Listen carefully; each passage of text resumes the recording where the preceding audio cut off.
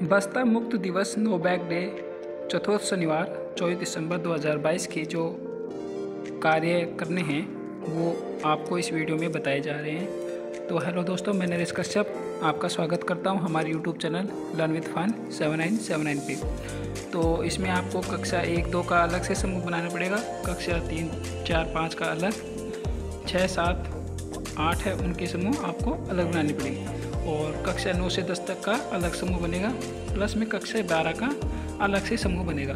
तो आपको इनके समूह बना के आपको क्या क्या करने हैं देखिए। जो अंकुर समूह है उसमें हमें आओ जाने ज्ञानेंद्रियों को इस गतिविधि को करना है। तो हमें कैसे क्या करना है, सबसे पहले हमें बच्चों को गोल घेरे में खड़ा करना है और उसके बाद उनकी जो आँखें हैं उनके ऊपर पट्टी बांध देंगे और उससे क्या है, कक्षा 1, 2 के जो बच्चे हैं समूह में रहेंगे उनको पट्टी बंधा हुआ बच्चा ढूंढेगा, ठीक है। तो इसके बाद हमें क्या करना है, उसके बाद सेकंड गतिविधि हमें करनी है। एक फूल लेना है और फूल की जो खुशबू है उसको नाक बंद करके खुशबू का पता लगाना है कि हमें आभास उसका हुआ है या नहीं हुआ है। तीसरी गतिविधि हमें करनी है कान पे आधारित।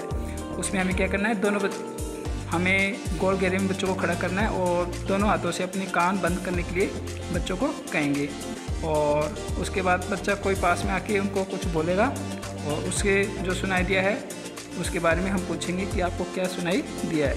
उसके बाद हम टच सेंस से रिलेटेड गतिविधि करेंगे जिसमें हमें क्या करना है, 2 ग्लास लेने हैं, एक ग्लास में ठंडा पानी और दूसरे में सामान्य पानी लेना है। उसके बाद हम उसको ठंडे या गर्म का टच करवाएंगे और बच्चों को पूछेंगे कि आपको कैसा महसूस हुआ।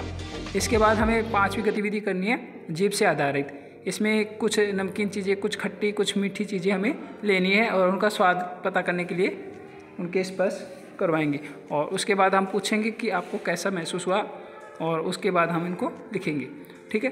तो ये आपके अंकुर की गतिविधियाँ हो गई। अब प्रवेश की जो गतिविधियाँ हैं हमें उसमें क्या करना है कि जो पशु पक्षी हैं जैसे कि हाइड्रोस्फीयर वाले हैं या जो मतलब जलचर हैं, थलचर हैं या गगनचर हैं, इन पशुओं को, पक्षियों को इनकी पहचान करनी है।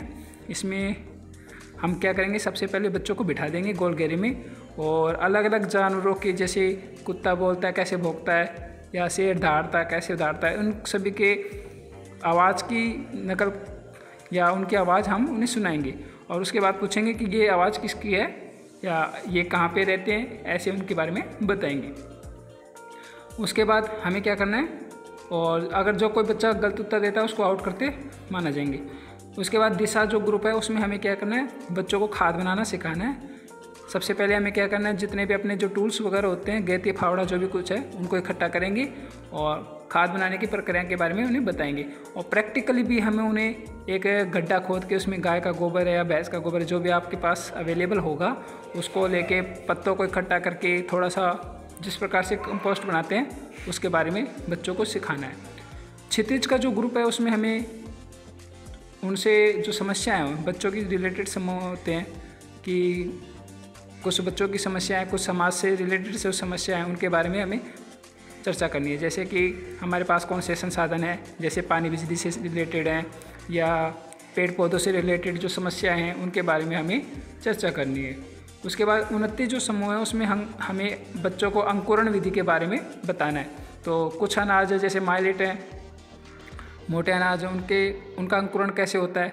तो हमें क्या करना है, शिक्षक द्वारा 3 दिन पहले ही कुछ अनाजों को भिगो के रखना है और उसके बाद हमें उन्हें बताना है। जैसे आप नॉर्मली भी 3 दिन नहीं, आपके पास 3 दिन नहीं है तो आप क्या कर सकते हो, जैसे चने हैं, चने को आप रात को भिगो दो और आपके पास सुबह तक वो अंकुरित हो जाएंगे। मूंग की दाल वगैरह ये भी आपके पास अंकुरित हो जाएंगी। तो इस प्रकार से आपको अक्टूबर और नवंबर के पहले से जारी कर दी गई थी, लेकिन ये जो एक्टिविटी हैं ये चौथे शनिवार में दोबारा से आयोजित करवाई जा रही हैं। तो इस प्रकार से साथियों, कम समय में पूरी जानकारी पाने के लिए हमारे YouTube channel learn with fun 7979 को सब्सक्राइब जरूर करें और आपको ये वीडियो पसंद आया हो तो शेयर करना न भूलें। Thanks for watching.